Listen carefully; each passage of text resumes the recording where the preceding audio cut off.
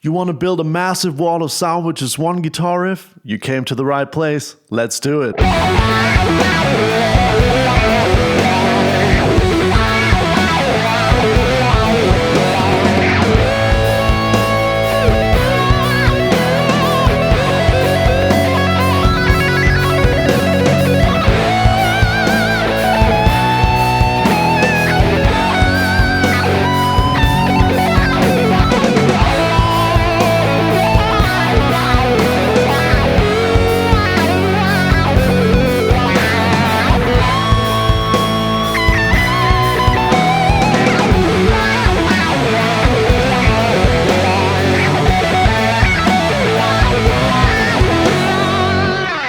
So whenever I upload a new reel to my Instagram channel, like the one you just heard, the link's in the description box below, I get a lot of questions about why certain riffs that I play sound thick or huge or wide and all these different things. And then people ask me what my gear is. They want to know what pickups am I playing, what amp am I playing, and what's that guitar, and where's all the pedals that I'm using. And while all these gear related questions definitely matter, one of the things that is most overlooked is actually song structure. How you layer guitars to make the structure of a song. That's why we're going to take a close look at the song that you just heard. I'm going to tell you the story of how it came together, why some fans think it sounds like Slash, and I'm going to show you all the techniques that I've used to make it sound the way it sounds. Spoiler alert, it's not gear. So by the end of this video, you will be able to create your own wall sound. So I wrote this riff late in 2021. It was still lockdown, we were in the pandemic, and I had this one lick, and I think it was supposed to be a funk lick. It went like this. Jeez, can't find my pick. Want to show you a lick, but I can't find my pick. All right.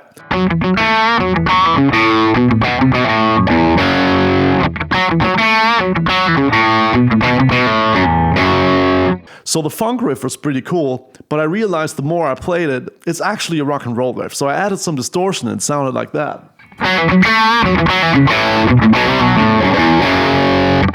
Which sounds much more like a straight up rock song, right? So I did that, recorded it, put some drums underneath, and found it sounded pretty thin, which was actually no surprise since it's a single coil riff on the higher strings, right? It's on the D string and the G string. So I thought I'd doubled the guitars, still sounded thin to me. So at the end of the day, what did I do? I added some octaves, and that changed the game completely. So next thing I know, I have this bass on my lap, maple neck jazz bass, and I'm trying to play the same riff that I played on the guitar to make it sound fatter, to add an octave below, and to make it sound like a wall of sound, right? It's actually super, super complicated to play that lick on the bass because the strings are so thick, but it sounded something like this. Once I did that, it actually sounded pretty good. And now that everything lined up so perfectly, I was thinking all bets are off. Let's create another octave here and use some wah. Sound like that. And there you have it. 3 octaves going on, with the 4th even added at the end when I'm playing.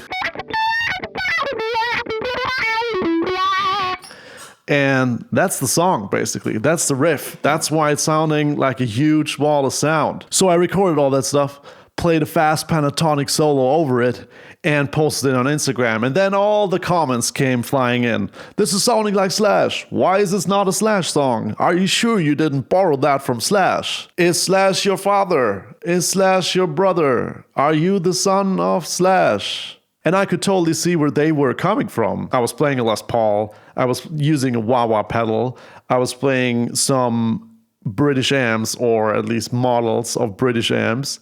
So that kind of added up, right? But also, what people probably didn't see is that I combined some of these techniques that Slash also uses. Layering guitars, doubling guitars, putting a second octave on top of it, using a wah-wah with a 3rd octave, closing out the solo with a 4th octave. So all these things combined made that song sound like Guns N' Roses or Slash and Miles Kennedy or something like that. And I could totally see why people would think that. but it was still my own riff, right? And it actually performed really, really well. And to this day, it's one of those reasons I still get questions about what is the guitar you're using? What is the amp you're using? And with this video, I feel like I shared all the secrets you need to know to achieve the exact same results with your songs. So to wrap this up, what do we need as guitarists to actually build a wall of sound? Doubling riffs can definitely not harm. Putting an octave underneath of the bass is definitely something that is beneficial for single note riffs. And then adding an octave above with something like a filtering effect, a delay, a reverb. It doesn't have to be a wah-wah pedal.